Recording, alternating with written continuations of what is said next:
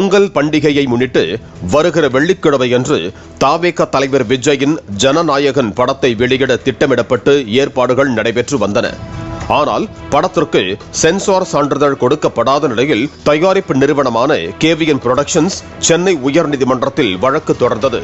நீதிபதி ஆஷா முன்னிலையில் விசாரணைக்கு வந்த இந்த வழக்கில் சென்சார் போர்டு சார்பில் மத்திய அரசின் கூடுதல் சொலிசிட்டர் ஜெனரல் ARL சுந்தரேசன் ஆஜரானார். ஜனநாயகன் படத்தை பார்த்த தணிக்கை வாரிய உறுப்பினர் ஒருவர் படத்தில் மத உணர்வுகளை புண்படுத்தும் காட்சி உள்ளதாகவும் தகுந்த ஆலோசனை இல்லாமல் பாதுகாப்பு படையினரின் சின்னங்கள் பயன்படுத்தப்பட்டுள்ளதாகவும் தணிக்கை வாரிய தலைவரிடம் புகார் அளித்ததாக தெரிவித்தார். தணிக்கை குழு உறுப்பினரின் புகாரின் அடிப்படையில் ஜனநாயகன் படத்தை மறு தணிக்கைக்கு அனுப்ப தணிக்கை வாரிய தலைவர் முடிவெடுத்திருப்பதாக கூடுதல் சொலிசிட்டர் ஜெனரல் ARL சுந்தரேசன் கூறினார். அப்போது குறுக்கிட்ட நீதிபதி படத்தை பார்த்து UA சான்றிதழ் வழங்குவதாக தணிக்கை வாரிய குழு படக்குழுவிடம் தெரிவித்த பிறகு தலைவர் தலையிட்டு மறு தணிக்கைக்கு அனுப்பியது ஏன் என கேள்வி எழுப்பினார். ஆட்சேபனுக்குரிய காட்சிகள், வசனங்கள் என தணிக்கை குழு சுட்டிக்காட்டிய அம்சங்கள் திருத்தப்பட்ட பிறகு மறு ஆய்வுக்கு அனுப்பியதற்கு எதற்காக என நீதிபதி ஆஷா வினவினார். மேலும் ஜனநாயகன் படத்திற்கு தணிக்கை சான்றிதழ் வழங்க தணிக்கை வாரியம் பின்பற்றிய நடைமுறை அசாதாரணமாக உள்ளது என்றும் அவர் தெரிவித்தார்.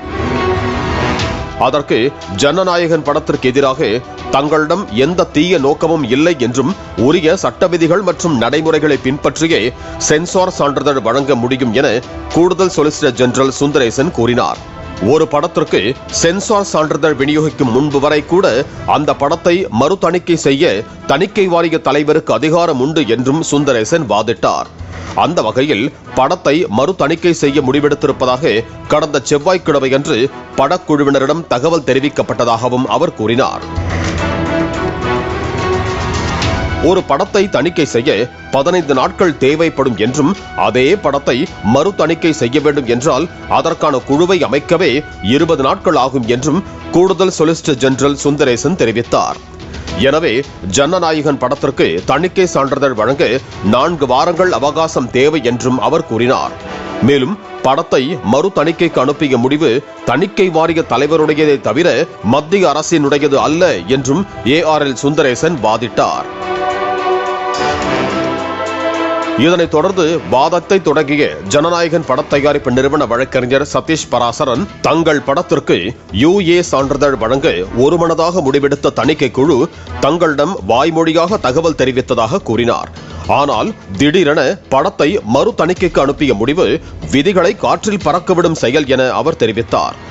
ஜனநாயகனை தணிக்கை குழுவில் 5 பேர் பார்த்த நிலையில் ஒரே ஒருவர் எதிர்ப்பு தெரிவிக்கிறார் என்பதற்காக எப்படி சென்சார் சான்றிதழ் வழங்குவதை நிறுத்த முடியும்?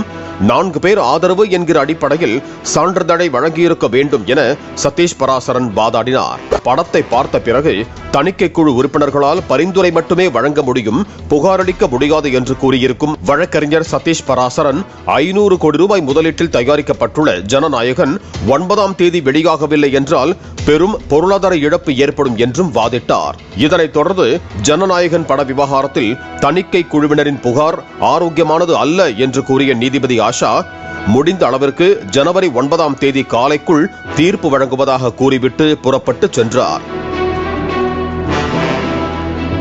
இந்த நிலையில் ஜனவரி 9ஆம் தேதி வெளியாக இருந்த ஜனநாயகன் திரைப்படம் ரிலீஸ் தேதி குறிப்பிடாமல் ஒத்திவைக்கப்படுவதாகவும் புதிய வெளியீட்டு தேதி விரைவில் அறிவிக்கப்படும் எனவும் கேவிஎன் தயாரிப்பு நிறுவனம் அறிக்கை வெளியிட்டுள்ளது.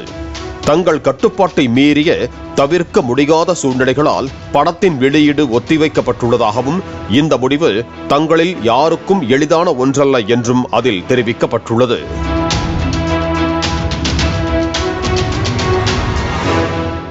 பிளே ஸ்டோர் மற்றும் ஆப் ஸ்டோரில் இருந்து பாலிமர் செயலியை QR கோடு மூலம் பதிவிறக்கம் செய்யுங்கள்.